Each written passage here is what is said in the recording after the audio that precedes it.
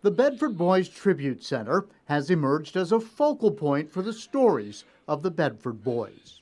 The displays illustrating so many backstories as to who they were. So he was wearing that ring when he was lost on the beach. On the beach. Correct. And now you have it. Correct. But back up for a moment.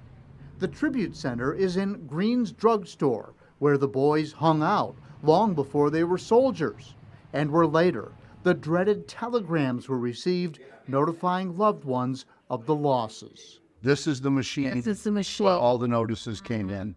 Where 21-year-old Elizabeth Teese began reading messages that began with, "The Secretary of War desires me to express his deep regret that your son was killed in action on 6 June. 11 came in that day. The rest came in more the next day. The first 4 that came off the machine were killed in action. The rest were missing or wounded. It took sometimes weeks to find out if they were missing, if they were killed."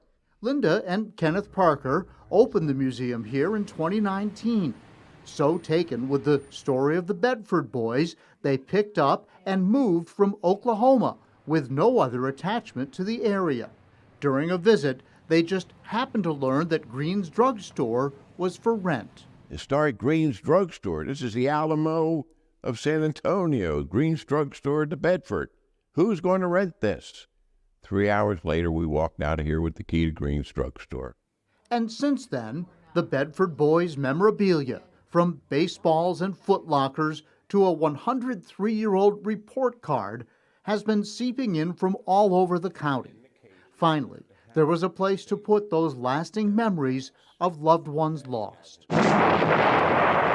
And we know more about how impossible their mission was.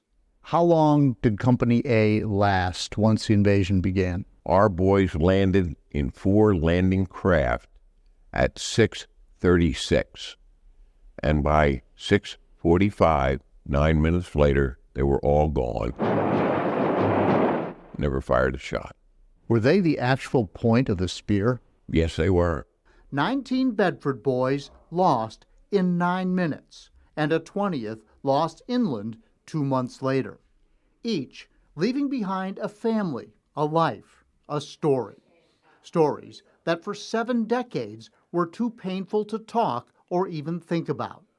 So now the Tribute Center is teasing those memories out of basements and attics, so the legacies are never forgotten.